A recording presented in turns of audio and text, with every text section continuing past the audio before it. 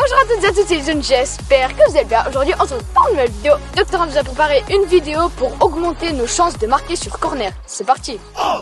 Voilà, effectivement, aujourd'hui vidéo consacrée au corner. Mais aujourd'hui on va plus se focaliser sur la façon de réceptionner les corners pour essayer de marquer. Parce que je vois souvent avec nos jeunes que on sait pas trop comment se positionner, où se mettre, puis comment essayer de reprendre un corner. C'est un peu plutôt une loterie. Le gars tire, et puis si on a un peu de chance, ben elle nous tombe dessus, puis on marque. Mais en fait, c'est pas comme ça. Il y a des façons de bouger et de se positionner sur un corner pour augmenter ses chances de marquer. Et c'est ce qu'on va vous expliquer dans cette vidéo. Et dans football.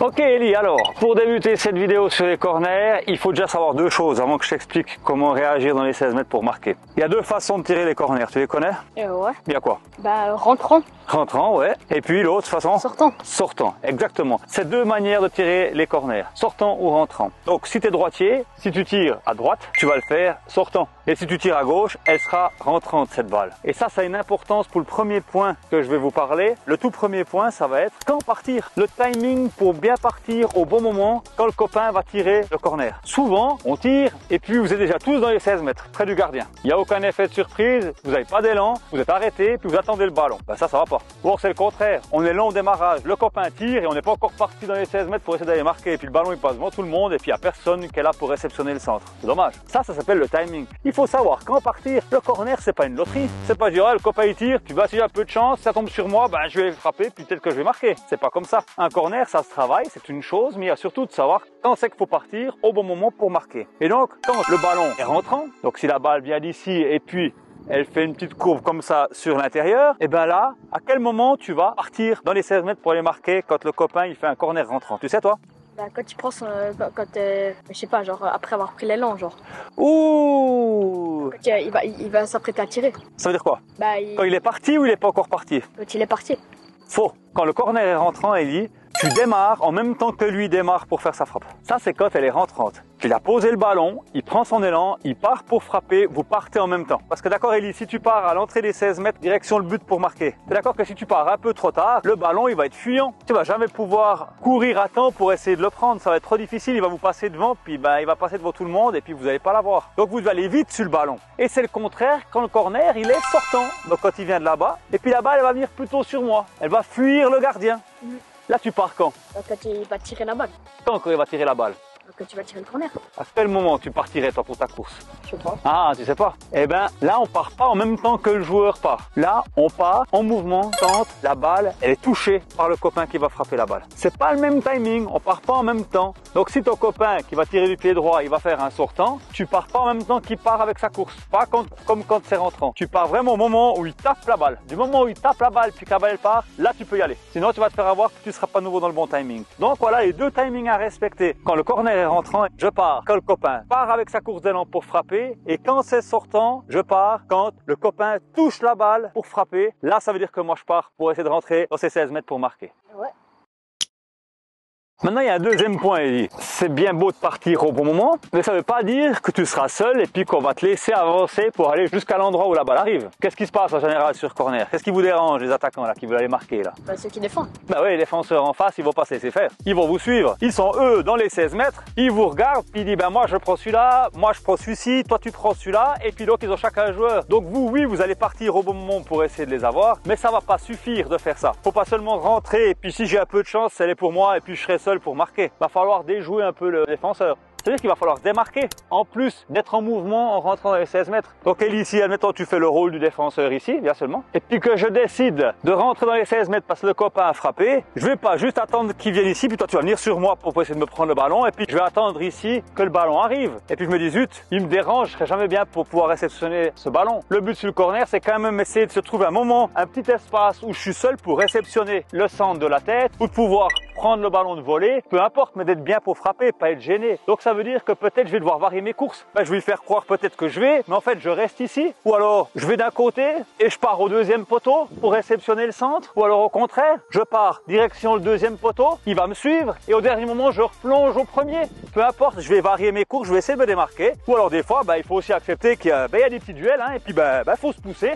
faut se pousser, faut se faire de la place et puis il faut gagner sa place pour essayer d'être en position pour rattraper le ballon. Donc là, Elise, ce que je vais t'expliquer, de pouvoir changer de direction, de pouvoir éventuellement partir dans un sens, aller de l'autre côté, ça c'est plus facile parce qu'on a un peu plus de temps, c'est quand la balle elle est entrante. Si la balle est sortante, ce que je vous propose, c'est que vu qu'on va démarrer qu'au moment où le ballon est tapé par le copain, c'est déjà de plus ou moins un peu faire croire à l'adversaire avant de rentrer dans les 16 mètres peut-être, ou si on est déjà un peu dans les 16 mètres parce qu'on a décidé tactiquement qu'on partait dans les 16 mètres, de l'induire en erreur déjà un peu avant. Par contre, quand le ballon est frappé, là, faut vite aller à l'endroit où on a décidé d'aller. Donc on n'a pas tout à fait la même attitude sur les deux corners.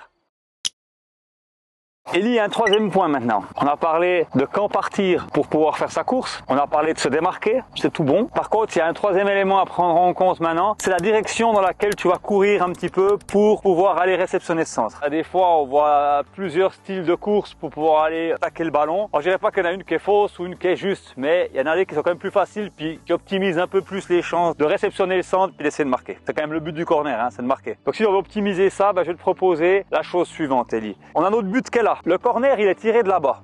Des fois, ce qu'on peut voir, c'est que les joueurs, ils sont ici, puis ils partent direction le but comme ça, alors que le centre, il vient comme ça pour essayer de marquer. Là, c'est difficile. C'est difficile parce que souvent, on n'a pas le droit à l'erreur. Ça veut dire que si tu fais ça, puis que tu affrontes le ballon comme un angle droit, tu fais une course comme ça et le ballon vient comme ça, puis tu essaies de le taper à ce moment-là, faut vraiment le taper parfaitement, soit de la tête ou alors de voler si on y arrive. On a plus de chances que le ballon nous passe devant, et puis qu'on le rate ou bien qu'on dévisse complètement sa frappe ou qu'on dévisse sa tête, puis on n'arrive pas à la prendre comme il faut. Ce que je préconise ici, Ellie, c'est plutôt d'avoir le corps orienté, on va dire, direction, le but et puis le poteau de corner. Jusqu'au début, comme ça, au moins, tu vois le tireur, le ballon, très important d'avoir tout un ballon de vue, hein, il faut vraiment le fixer. Et puis tu vois le but, tu vois ce qu'il y a en face en fait. Et le ballon, tu veux le mettre où? Le but. Ouais, le but, c'est qu'on veut mettre le ballon là-bas dedans. Alors la première chose, on a le corps orienté comme ça je vois tout. Je sais où je veux aller parce que l'entraîneur m'a dit, ou bien avec les copains on m'a dit qui c'est qui va au premier, au deuxième, qui va rentrer direction le gardien, peu importe. Et puis on va s'imaginer une zone là, entre les deux poteaux du but. Et en fait, peu importe la course que tu vas faire, une fois du moment où tu vas partir comme ça, le but c'est d'être dans la trajectoire du ballon, on va dire. Le ballon vient comme ça et toi tu vas essayer de le taper comme ça. En fait, c'est comme s'il y avait deux diagonales qui se croisaient à un moment donné. On va essayer de s'arranger pour être sur la trajectoire du ballon. C'est ça qui est important. Et je l'attaque pas de côté cette fois, mais vraiment d'essayer de m'arranger en ayant fait tout ce qu'on a dit avant, démarquer et tout, d'être à un moment donné sur la trajectoire du ballon pour la reprendre de la tête ou de voler. Peu importe ce que je fais, Ellie, je me concentre parce que de toute façon, on doit finir entre ces deux poteaux à quelque part. Que ce soit au premier, au deuxième, au centre, peu importe, à un moment donné, quand le ballon va arriver, et puis que j'ai décidé d'y aller, soit je viens ici, soit je peux venir au deuxième, parce que j'ai décidé de venir au deuxième, ou alors je fais semblant de rentrer, et puis je reste au point de pénalty pour éventuellement la reprendre, ou si elle est déviée pour pouvoir marquer. Mais j'ai toujours mon idée d'aller là, comme si je voulais prendre le ballon, et puis rentrer dans ce but. Parce que si tu viens ici, Ellie, même si tu la touches de l'épaule, du ventre, des cuisses, puis que tu es en pleine course, puis que tu viens ici, le ballon, il va venir ici. Il a plus de chances de rentrer là que si tu l'affrontes en venant ici, puis que tu essayes de la reprendre, et puis elle te passe tout droit, et puis que finalement là, le ballon, il est raté. Vous le ratez tous. Donc, il faut toujours se dire, je vais direction le but. Le but, il est où? Il est là. Mais le ballon, il vient comme ça? Très bien. Je vais sur le ballon, mais en même temps, je cours ici. Là. Parce que c'est là que je veux marquer. C'est pas ici. Et puis c'est pas non plus d'aller là-bas. Dites-vous que vous devez aller ici. Et là, vous avez une chance d'optimiser vos chances de marquer. D'accord? Maintenant que je t'ai donné ces quelques points, il y a encore un point qui est important et puis auquel il faut faire attention aussi. Votre entraîneur, il vous donne des instructions avant un match pour les corners. Ou vous avez travaillé des corners, et vous avez des tactiques pour les corners, vous les avez travaillés en entraînement. Ouais. D'accord? Des fois, il va te dire, toi, t'es un peu plus petit, tu plonges au premier poteau pour essayer de la dévier ou de la prendre de la tête pour essayer de la mettre au premier poteau. Un autre, il lui dira d'aller au deuxième poteau. Il y en a un qui restera aux 16 mètres. Peu importe, vous êtes 4-5 à jouer le coup sur corner. Ça, c'est une chose. Et après, le tireur, il doit être affûté. Alors bon, toi, je sais que t'es le gars qui tire un peu les coups francs et puis les corners dans ton équipe, c'est une chose. Mais si votre tactique, c'est de lever le bras, puis ça veut dire que tu la joues au deuxième poteau. Donc le gars qui a eu l'instruction qu'il devait aller au deuxième poteau, il sait que potentiellement c'est pour lui. Alors il va y aller au deuxième poteau, c'est sûr. Mais est-ce qu'on est sûr à 100% que tu vas réussir à la mettre au deuxième poteau? Non.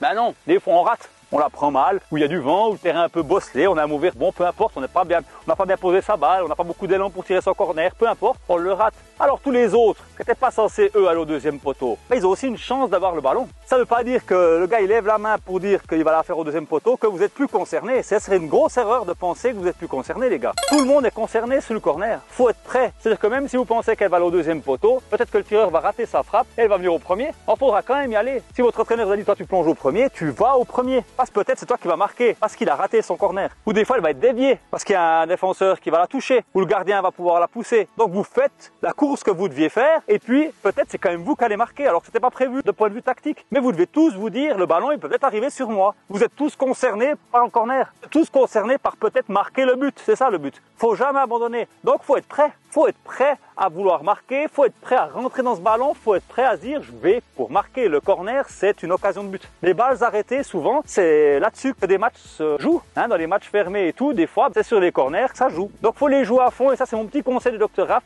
Soyez tous prêts à peut-être vous dire c'est pour moi, c'est moi qui vais marquer. Donc ce que je vous ai dit avant, optimisez votre chance de marquer, ça c'est une chose. Mais en plus, faut y croire. Quand t'as un corner, c'est une chance de marquer, c'est une chance de la mettre dedans. Donc vous y croyez, ok?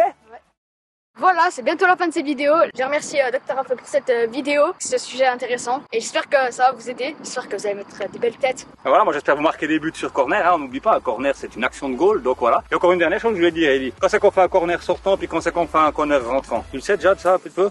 Non. Les avis sont partagés. Statistiquement, on dit qu'on marque plus de buts sur des corners rentrants. Mais des fois, c'est bien de faire des sortants aussi parce que finalement, quand le gardien est grand et puis qu'il les a tout en l'air, on fait des rentrants, bah c'est bien de tenter un sortant une fois pour essayer de compliquer un peu la vie parce que là, il n'arrivera pas forcément à aller prendre le ballon. Et puis, bah, c'est l'occasion un peu de donner de la variété dans vos tirs. Donc voilà pourquoi on fait des sortants puis des rentrants. Ouais. Et j'espère que vous aimez cette vidéo. Like et abonne-toi à ma chaîne et à mon Instagram qui est écrit juste ici. Et sur ce, ciao.